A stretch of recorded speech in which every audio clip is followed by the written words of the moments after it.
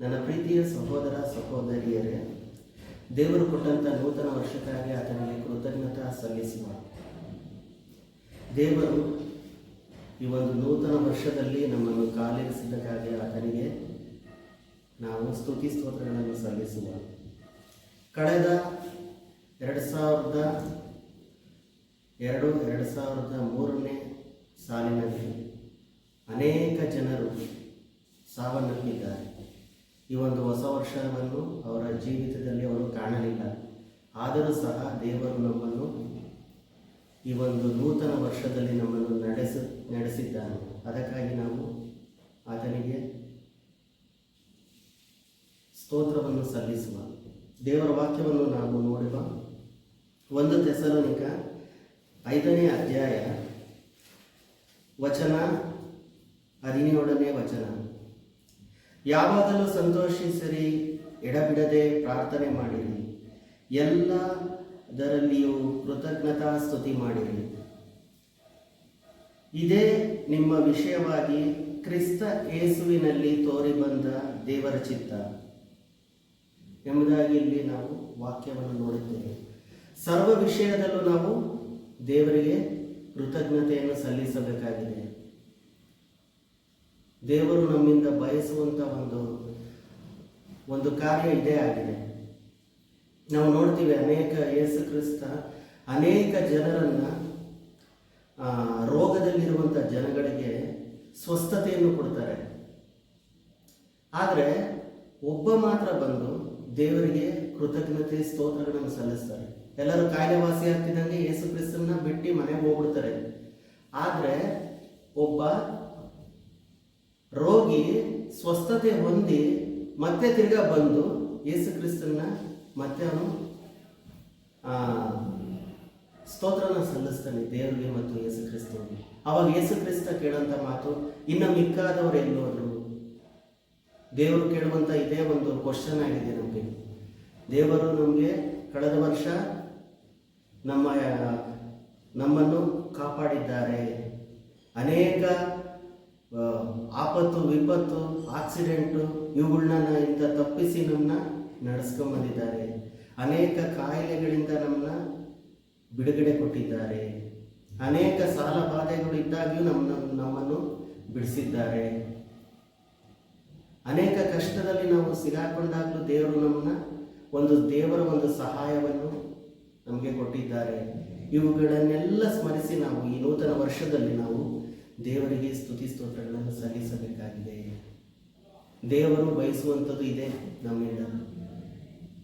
ಆತನು ನಮ್ಮ ಬೆಳ್ಳಿ ಕೇಳಲಿಲ್ಲ, ಬಂಗಾರ ಕೇಳಲಿಲ್ಲ, ಚಿನ್ನ ಕೇಳಲಿಲ್ಲ.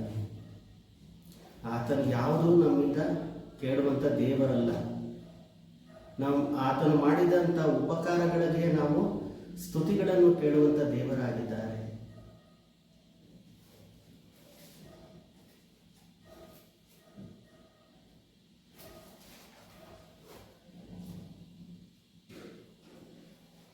ಯೆಶಾಯನ ಪ್ರವಾದನೆ ಗ್ರಂಥದಲ್ಲಿ 55ನೇ ಅಧ್ಯಾಯ 5ನೇ ವಚನವನ್ನು ನಾವು ನೋಡುವ.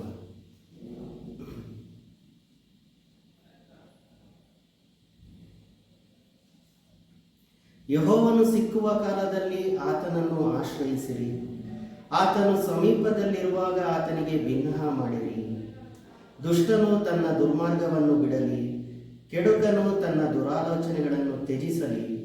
ಯೆಹೋವನ ಕಡೆಗೆ ತಿರುಗಿಕೊಂಡು ಬರಲಿ, ಆತನು ಅವನನ್ನು ಕರುಣಿಸುವನು. ನಮ್ಮ ದೇವರನ್ನು ಆಶ್ರಯಿಸಲಿ, ಆತನು ಮಹಾಕೃಪೆಯಿಂದ ಕ್ಷಮಿಸುವನು ಅಂತ ಇಲ್ಲಿ ದೇವರ ವಾಕ್ಯದಲ್ಲಿ ನಾವು ನೋಡ್ತೀವಿ. ಅಂದರೆ ನಮ್ಮ ಎಲ್ಲ ಕೆಟ್ಟತನವನ್ನು ನಾವು ಈ ಒಂದು ಹೊಸ ವರ್ಷದಲ್ಲಿ ನಾವು ಬಿಡೋಣ. ದೇವರಿಗೆ ನಮ್ಮ ಪ್ರಾರ್ಥನೆಗಳನ್ನು ವಿಜ್ಞಾಪನೆಗಳನ್ನು ಸಲ್ಲಿಸುವ ಅಂತ ಇಲ್ಲಿ ಯೆಶಾಯನ ಪ್ರವಾದನ ಗ್ರಂಥದಲ್ಲಿ ನಾವು ನೋಡ್ತಾ ಇದ್ದೀವಿ. ಆದ್ದರಿಂದ ಆತನು ಮಹಾಕೃಪೆಯಿಂದ ನಮ್ಮನ್ನು, ನಮ್ಮ ಅಪರಾಧ ಪಾಪಗಳನ್ನು ಕ್ಷಮಿಸುವಂಥ ದೇವರಾಗಿದ್ದಾನೆ ಅಂತ ಇಲ್ಲಿ ವಾಕ್ಯದಲ್ಲಿ ನಾವು ನೋಡ್ತೀವಿ. ಮುಂದೆ ನಾವು ವಾಕ್ಯವನ್ನು ನೋಡುವ. ಯೆಹೋವನು ಹೀಗೆನ್ನುತ್ತಾನೆ, ನನ್ನ ಆಲೋಚನೆಗಳು ನಿಮ್ಮ ಆಲೋಚನೆಗಳಲ್ಲ, ನಿಮ್ಮ ಮಾರ್ಗಗಳು ನನ್ನ ಮಾರ್ಗಗಳಲ್ಲ. ಭೂಮಿಯ ಮೇಲೆ ಆಕಾಶವು ಎಷ್ಟು ಉನ್ನತವೋ ನಿಮ್ಮ ಮಾರ್ಗಗಳಿಗಿಂತ ನನ್ನ ಮಾರ್ಗಗಳು, ನಿಮ್ಮ ಆಲೋಚನೆಗಳಿಗಿಂತ ನನ್ನ ಆಲೋಚನೆಗಳು ಅಷ್ಟು ಉನ್ನತವಾಗಿದೆ. ನಾವೆಷ್ಟೋ ಸಾರಿ ಕಳೆದ ವರ್ಷದಲ್ಲಿ ನೋಡ್ತೀವಿ ಪ್ರಿಯರೇ, ನಾವೆಷ್ಟೋ ಒಂದು ಪ್ಲ್ಯಾನ್ಗಳನ್ನ ಮಾಡ್ಕೊಂಡಿದ್ವಿ. ನಾವು ಅದು ತಗೋಣ, ಇದು ತಗೋಣ, ಈ ಥರ ಇರೋಣ ಅಂತ ನಾವು ನಮ್ಮಲ್ಲೇ ಆಲೋಚನೆಗಳನ್ನು ಮಾಡ್ಕೊಂಡಿದ್ವಿ. ಆದರೆ ನೆರವೇರಿತು ದೇವರ ಕಾರ್ಯಗಳು ಮಾತ್ರ ನೆರವೇರಿದೆ. ಇದನ್ನು ನಾವು ಗಮನಿಸಬೇಕು ಪ್ರಿಯರೇ. ಭೂಮಿಯ ಮೇಲೆ ಆಕಾಶವು ಎಷ್ಟು ಉನ್ನತವೋ ನಿಮ್ಮ ಮಾರ್ಗಗಳಿಗಿಂತ ನನ್ನ ಮಾರ್ಗಗಳು, ನಿಮ್ಮ ಆಲೋಚನೆಗಳಿಗಿಂತ ನನ್ನ ಆಲೋಚನೆಗಳು ಅಷ್ಟು ಉನ್ನತವಾಗಿದೆ. ನಾವು ಮನುಷ್ಯರಾದಂಥ ನಾವು ನಮ್ಮ ಜ್ಞಾನ ಅಲ್ಪ. ನಾವೇನಿದ್ರು ಏನು ನೋಡ್ತಾ ಇದ್ದೀವಿ, ಭೂಲೋಕದ ಕಡೆ ನಮ್ಮ ಗಮನವನ್ನು ನಾವು ಹರಿಸ್ತಾ ಇದ್ದೀವಿ. ನಾವೆಂಗೆ ಮನೆ ಕಟ್ಟೋಣ, ನಾವೆಂಗೆ ಆಸ್ತಿ ಮಾಡೋಣ, ನಾವೆಂಗೆ ದುಡ್ಡು ಮಾಡೋಣ, ನಾವು ತಲೆ ತಗ್ಗಿಸಿದವ್ರಾಗ ಏನು ಮಾಡ್ತಾ ಇದ್ದೀವಿ, ಅವ್ರೇನು ಮಾಡ್ತಾವ್ರೆ, ಇವ್ರೇನು ಮಾಡ್ತಾವ್ರೆ ಅಂತ ಬರೀ ನಾವು ನಮ್ಮ ಚಿಂತೆನ ಮಾತ್ರ ನಾವು ಮಾಡ್ತಾ ಇದ್ದೀವಿ. ಆದ್ದರಿಂದ ಇಲ್ಲಿ ದೇವರು ಹೇಳ್ತಾರೆ, ನನ್ನ ಆಲೋಚನೆಗಳು ಎಷ್ಟು ಉನ್ನತವಾಗಿದೆ, ಆಕಾಶದಷ್ಟು ಉನ್ನತವಾಗಿದೆ.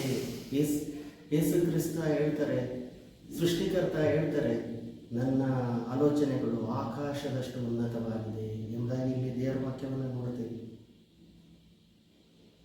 ಮಳೆಯು ಹಿಮವು ಆಕಾಶದಿಂದ ಬಿದ್ದು ಭೂಮಿಯನ್ನು ತೋಯಿಸಿ ಹಸಿರುಗೊಳಿಸಿ ಫಲಿಸುವ, ಬಿತ್ತುವವನಿಗೆ ಬೀಜವನ್ನು ಉಣ್ಣುವವನಿಗೆ ಆಹಾರವನ್ನು ಒದಗಿಸಿದ ಹೊರತು ಹೇಗೆ ಆಕಾಶವು ಸುಮ್ಮನೆ ಹಿಂದಿರುಗಿದಿಲ್ಲವೋ ಹಾಗೆಯೇ ನನ್ನ ಬಾಯಿಂದ ಹೊರಟ ಮಾತು ನನ್ನ ಇಷ್ಟಾರ್ಥವನ್ನು ನೆರವೇರಿಸಿ ನಾನು ಉದ್ದೇಶಿಸಿದ್ದನ್ನು ಕೈಗೂಡಿಸಿದ ಹೊರತು ನನ್ನ ಕಡೆಗೆ ವ್ಯರ್ಥವಾಗಿ ಹಿಂದಿರುಗುವುದಿಲ್ಲ ಅಂತ ದೇವರು ಹೇಳ್ತಾ ಇದ್ದಾರೆ. ನಾವೆಷ್ಟೋ ಜನಕ್ಕೆ ನಾವೇನು ಮಾಡ್ತೀವಿ, ಮಾತುಗಳನ್ನ ಕೊಟ್ಟಿರ್ತೀವಿ, ಅವ್ರ ಜೊತೆ ಕಮಿಟ್ಮೆಂಟ್ಗಳನ್ನ ಮಾಡ್ಕೊಂಡಿರ್ತೀವಿ, ಆದರೆ ನಮ್ಮ ಕೈಯಿಂದ ಮಾಡೋಕ್ಕೆ ಸಾಧ್ಯ ಇಲ್ಲ. ಆದರೆ ದೇವರು ನಮ್ಮ ವಿಷಯದಲ್ಲಿ, ನಮ್ಮ ಜೀವಿತದಲ್ಲಿ, ನಮ್ಮ ಕುಟುಂಬದ ವಿಷಯದಲ್ಲಿ ದೇವರು ಮಾಡಿಕೊಂಡಿರುವಂಥ ಆಲೋಚನೆಗಳು ಸದಾ ನೆರವೇರುತ್ತವೆ. ಇಲ್ಲಿ ಉದಾಹರಣೆ ಮೂಲಕ ಅದು ಏನು ಹೇಳುತ್ತೆ, ದೇವರು ನನ್ನ ಬಾಯಿಂದ ಹೊರಟ ಮಾತು ನನ್ನ ಇಷ್ಟಾರ್ಥವನ್ನು ನೆರವೇರಿಸಿ ನಾನು ಉದ್ದೇಶಿಸಿದ್ದನ್ನು ಕೈಗೂಡಿಸಿದ ಹೊರತು ನನ್ನ ಕಡೆಗೆ ವ್ಯರ್ಥವಾಗಿ ಹಿಂದಿರುಗುವುದಿಲ್ಲ. ನೋಡ್ರಿ ಪ್ರಿಯರೇ, ಎಂಥ ಒಂದು ಅದ್ಭುತವಾದಂಥ ದೇವರ ವಾಕ್ಯ. ನಾವು ಕ್ರಿಸ್ಮಸ್ಸನ್ನು ಆಚರಣೆ ಮಾಡಿದ್ವಿ. ಕ್ರಿಸ್ಮಸ್ಸಲ್ಲೂ ಸಹ ದೇವರ ವಾಗ್ದಾನ, ಮರಿಯಳಿಗೆ ದೇವರು ಹೇಳಿದಂಥ ವಾಗ್ದಾನ ಅದು ನೆರವೇರಿತು ಅಂತ ನಾವು ನೋಡ್ತೀವಿ. ದೇವರು ಕೊಟ್ಟಂಥ ಮಾತು ಯಾವಾಗಲೂ ನೆರವೇರಿಸುವಂಥ ದೇವರಾಗಿದ್ದಾರೆ. ಆತನಿಂದ ಬರುವ ಮಾತು ಯಾವತ್ತೂ ನಿಷ್ಫಲವಾಗುವುದಿಲ್ಲ. ಆದ್ದರಿಂದ ನಮ್ಮ ಎಲ್ಲ ಕಾರ್ಯವನ್ನು ದೇವರಿಗೆ ವಹಿಸುವುದಾದರೆ ಆತನು ನಮ್ಮನ್ನು ನಡೆಸುವಂತವನಾಗಿದ್ದಾನೆ. ಈ ಒಂದು ನೂತನ ವರ್ಷದಲ್ಲಿ ನಾವೆಲ್ಲರೂ ಸಹ ನಮ್ಮ ಕಾರ್ಯವನ್ನು, ನಿನ್ನ ಕಾರ್ಯವನ್ನು ಯೆಹೋವನಿಗೆ ವಹಿಸು, ಆತನೇ ಅದನ್ನು ನಿರ್ವಹಿಸುವನು ಎಂಬುದಾಗಿ ವಾಕ್ಯದಲ್ಲಿ ನಾವು ನೋಡ್ತೀವಿ. ಆದ್ದರಿಂದ ನಾವು ಮಾಡ್ಕೊಳ್ಳುವಂಥ ಪ್ಲ್ಯಾನ್ಗಳಲ್ಲ, ನಾವು ಮಾಡಿರುವಂಥ ಪ್ಲ್ಯಾನ್ಗಳನ್ನ ದೇವರ ಮುಂದೆ ಒಪ್ಪಿಸಿ, ದೇವರೇ ನಿನ್ನ ಚಿತ್ತ ಆದರೆ ಇದನ್ನು ಮಾಡುವಂಥ ದೇವರಿಗೆ ಒಪ್ಪಿಸೋದಾದರೆ ಆತನು ನೀತಿವಂತನು ನಂಬಿಗಸ್ತನೂ ಆಗಿರೋದ್ರಿಂದ ಆತನು ನಮ್ಮ ಎಲ್ಲ ಕಾರ್ಯಗಳನ್ನು ಸಫಲಪಡಿಸುವಂಥ ದೇವರಾಗಿದ್ದಾನೆ. ದೇವರು ನಿಮ್ಮ ಕುಟುಂಬವನ್ನು ಆಶೀರ್ವದಿಸಲಿ, ನಿಮ್ಮ ಪ್ರಾರ್ಥನೆಗೆ ಸದುತ್ತರವನ್ನು ಕೊಡಲಿ. ಹಾಗಾಗುವಂತೆ ದೇವರಾತ್ಮನು ನಮ್ಮೊಬ್ಬೊಬ್ಬರ ಜೀವಿತವನ್ನು ನಡೆಸಿ ನಮ್ಮನ್ನು ಬಲಪಡಿಸಲಿ. ಆಮೇಲೆ